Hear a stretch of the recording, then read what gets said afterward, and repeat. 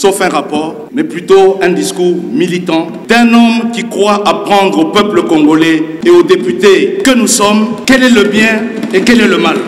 Se croit dans le droit de suspendre les droits de la population. Sur toute l'étendue du territoire national, les activités du parti politique, un sigle. Comment un sigle? Mais on nous a dit qu'il ne faut plus citer les noms de...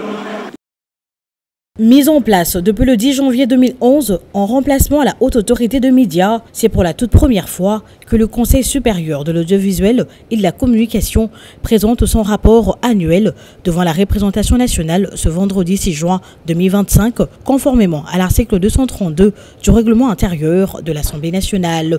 Gardien de la liberté et de l'égalité dans l'espace audiovisuel et canaux de communication, à en croire le président de cette institution d'appui à la démocratie, Christian Bossembe, le CESAC peine à accomplir sa mission avec le faible moyen qui lui sont alloués, des moyens pourtant nécessaires au vu du contexte sécuritaire de l'heure, marqué par la guerre et avec elle la désinformation comme arme de guerre de l'ennemi.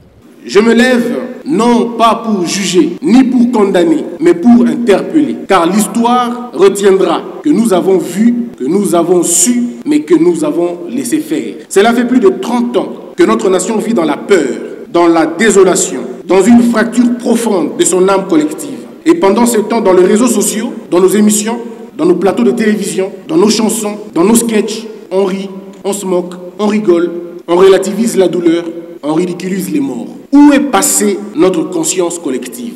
Où sont nos limites? À quel moment nous avons accepté que tout soit permis, que plus rien ne soit sacré, que tout soit objet de dérision, de buzz ou de gain politique? À quel moment avons-nous accepté cela? Malgré le prescrit de l'article 232, alinéa 2, qui stipule que dans le 15 jours du dépôt de ce rapport, le bureau de l'Assemblée nationale invite le bureau du Conseil à en présenter l'économie à l'Assemblée plénière, celle-ci l'envoie à la commission mixte sociale et culturelle et aménagement du territoire, infrastructure et nouvelles technologies de l'information et de la communication pour examen approfondi. Le bureau de l'Assemblée nationale a particulièrement autorisé un bref débat général. Parmi les quelques préoccupations soulevées par les députés nationaux figurent deux questions sur la lettre de désaveu signée par 6 de 15 membres du CESAC, le rapport non détaillé, la violation du principe de la présomption d'innocence avec l'interdiction de diffusion des activités du PPRD. Je pense que tout le monde ici a suivi tout sauf un rapport, mais plutôt un discours militant d'un homme qui croit apprendre au peuple congolais et aux députés que nous sommes quel est le bien et quel est le mal. Page 30. Invitation du bureau à l'honorable Moukebaï pour avoir tenu des propos injurieux contre Christian Bossembe. Vous-même, est-ce que vous étiez devenu juge parti dans cette affaire-là? Ce président qui se prend pour le responsable de la Gestapo en République démocratique du Congo se croit dans le droit de suspendre les droits de la population. C'est vrai que notre pays est en guerre. C'est vrai que nous sommes occupés par les forces du mal. Faudra-t-il que nous puissions ignorer que les lois ont été votées dans cette salle, promulguées par le chef de l'État? Ces lois-là doivent être appliquées. Je voudrais également me rassurer que le document que nous avons reçu, qui démontre à suffisance et qui est signé par 9 membres sur 15 de son conseil, l'accusant d'avoir traîné devant le conseil de cybersécurité 3 des membres du conseil pour s'être opposés ou avoir demandé des explications sur sa gestion. Le dernier acte en date. Et cet acte-là, je lis, arrête. Sont suspendues sur toute l'étendue du territoire national les activités du parti politique, un sigle. Comment un sigle? Mais on nous a dit qu'il ne faut plus citer les noms de... Je voudrais également demander au président du CESAC si la lettre signée par 6 membres sur 15, normalement c'est droit à un tiers, est-ce que ces documents sont-ils authentiques ou pas?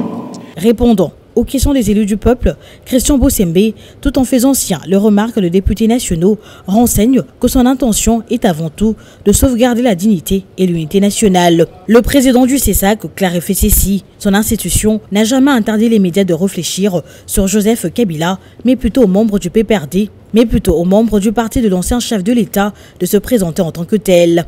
Deuxième matière, examen et adoption du rapport de la commission ECOFIN sur la loi de finances rectificative. Un budget amendé suite à la situation sécuritaire qui prévaut dans l'est du pays, la réduction du train de vie des institutions et tant d'autres paramètres. Dans le rapport présenté à la plénière par la commission que dirige le député national, il ressort la modification de l'article 8 qui prévoyait l'abrogation de l'article 51 de la loi de finances.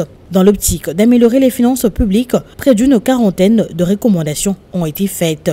Après un bref débat sur 381 députés nationaux qui ont pris part au vote, 376 ont voté pour, 0 contre et 5 abstentions. Au vu du résultat du vote, l'Assemblée plénière déclare recevable le rapport relatif à l'examen du projet de loi des finances rectificatives de l'exercice 2025. En conflit, la proposition de loi portant lutte contre la drépanocytose en RDC du député national Antoine Ntabala a été après intervention de la députée nationale Christelle Voinga, envoyée pour comparaison à la commission PAJ et bureau d'études afin de réconcilier les deux parties au fin que cette proposition de loi soit portée par les deux élus nationaux.